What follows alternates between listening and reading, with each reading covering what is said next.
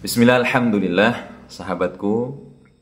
Perlu kita ketahui bahwasanya ketika kita menginginkan kedamaian hati, ketenangan, kesejahteraan, penjagaan dari Allah Ta'ala, serta kita menginginkan ridho serta rahmatnya, maka yang harus kita lakukan adalah taat kepada Allah Subhanahu wa Ta'ala. Dan ini adalah sebuah kunci.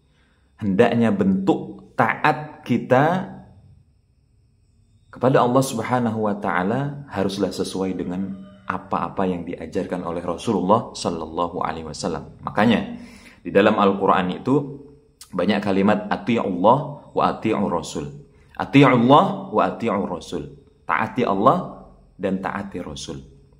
Maka ini adalah kunci kebahagiaan, keselamatan, kejayaan, penjagaan dari Allah, rahmat dan ridhonya. Sebaliknya, kesusahan kehidupan kita, ketidakdamaian hati, bergejolaknya hati, masalah silih berganti datang, musibah apalagi, itu bisa datang karena jauhnya kita dari taat kita kepada Allah dan Rasulnya. Maka sahabatku, hendaknya kita mempelajari kisah daripada perang Uhud. Perang Uhud adalah perang kedua yang dilakukan oleh para kaum muslimin bersama Rasulullah Sallallahu Alaihi Wasallam. Ada pelajaran yang harus kita petik dari kisah ini. Dikisahkan bahwasanya dari Al-Imam Bukhari bahwasanya sanadnya ini dari Bara' bin Azib. Ya, berkisah saat sebelum terjadi perang Uhud, maka Rasulullah mengatur strategi dalam peperangan. Rasulullah Sallallahu Alaihi Wasallam memilih di antara pasukan para pejalan kaki, diambillah 50 pasukan untuk dijadikan rumat, pemanah, archer yang akan diberikan tugas untuk melindungi punggung kaum muslimin. Mereka diutus untuk berada di Bukit Uhud sebagai para pemanah. Dan diangkat satu orang sahabat, yakni Abdullah bin Jubair, sebagai pemimpin mereka. Kemudian Rasulullah berwasiat bahwasanya jika kalian melihat kami kalah, lalu jasad kami dimakani oleh burung-burung bangkai, fala tabrahu makanakum hatta ursila ilaikum. Maka tetaplah di posisi kalian sampai ada seruan aku menyuruh kalian untuk turun. Perintah yang sangat jelas dan gamblang. Sebaliknya, apabila kalian melihat kami menang melawan kaum musyrikin tersebut, maka fala tabrahu makanakum, tetap di posisi kalian hatta ursila ilaikum, sampai aku pesankan kalian untuk turun. Lalu berlalulah peperangan, berjalanlah peperangan. Dilanjutkan kisahnya bahwasanya kaum muslimin bisa memenangkan peperangan tersebut. Ya, sampai Bara' bercerita, in ra'aitun nisa'al musyrikat, ia melihat wanita-wanita kaum musyrikin lari kabur terbirit-birit sampai tersingkap betisnya dan terlihat gelang-gelang kaki serta betisnya. Ini menandakan kocar kacirnya peperangan dan kemenangan untuk kaum muslimin. Lalu kaum muslimin menghentikan pengejarannya.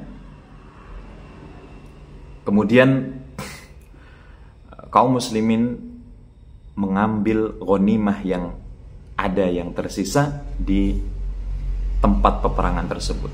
Nah, pasukan yang berada di atas Bukit Uhud itu, ia melihat kaum muslimin mengumpulkan ghanimah. Di antara mereka berkata, al-ghanimah tal-ghanimah ya qaum, wahai kaum, ghanimah, ghanimah. Maknanya, ayo kita ambil ghanimah itu. Maka Pemimpin dari pasukan ini, yakni Abdullah bin Jubair, mengatakan, mewanti-wanti wasiat daripada Rasulullah. Anasitum maqala lakum Rasulullah. Apakah kalian lupa wasiat daripada pesan Rasulullah sallallahu alaihi wasallam?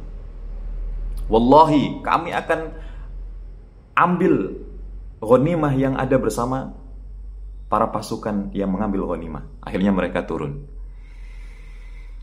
Maka apa yang terjadi? Khalid bin Walid melihat hal ini, ia jeli. Karena Khalid bin Walid masih berada dalam barisan kaum musyrikin. Ia adalah orang yang Allah berikan kejelian, kejeniusan dalam taktik peperangan. Ia melihat bahwasanya yang mengamankan punggung kaum muslimin di Bukit Uhud sudah tidak ada. Maka dia kumpulkan lagi pasukan-pasukan yang tersisa. Ia cari jalan pintas, memutar arah dari balik Bukit Uhud. Lalu kemudian para pasukan kaum muslimin diserang dari belakang. Lalu kemudian para pasukan kaum musyrikin yang ada di depan balik lagi menyerang dari depan. Akhirnya terkepung pasukan kaum muslimin.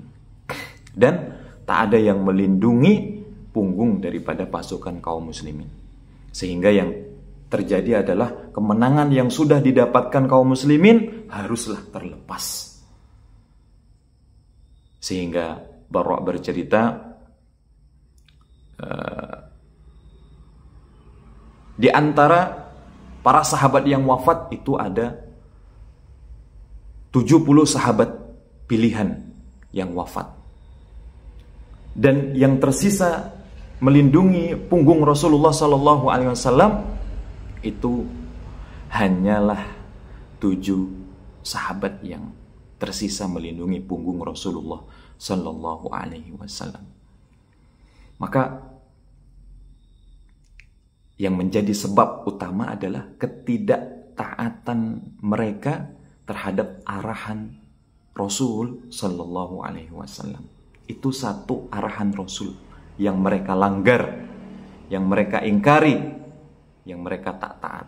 Sehingga yang terjadi adalah seluruh kaum muslimin mengalami kerugian, mengalami deraan penderitaan.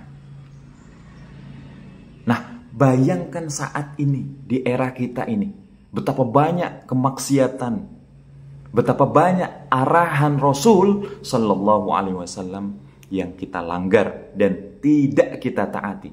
Maka wajar kondisi hati kita bergejolak. Maka wajar kita tidak tenang dalam menjalani kehidupan. Maka wajar kemunduran kaum muslimin terjadi. Bara' bercerita bahwasanya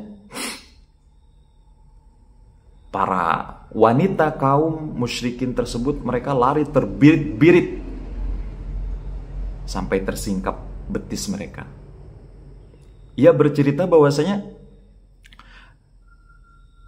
aib bagi wanita kaum musyrikin menampakkan gelang kaki mereka, itu aib.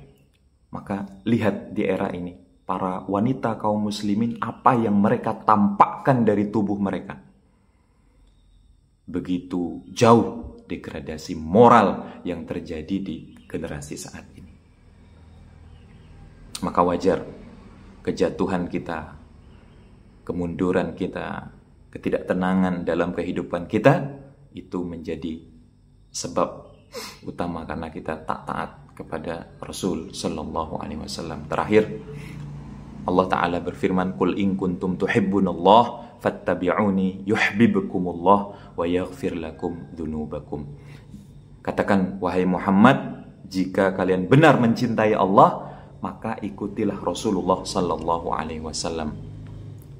Yuhibbukumullah, maka Allah akan mencintaimu, wa yaghfir lakum dhunubakum, dan Allah Subhanahu wa Ta'ala akan mengampunimu. Maka benarlah, atiullah wa atiur Rasul, taati Allah sebagaimana Rasul telah mengajarkan. Itu akan menjadi kunci kejayaan, keselamatan, kedamaian, ketenangan hati kita. Semoga bisa diambil ibrahnya, hikmahnya. Barakallahu fikum.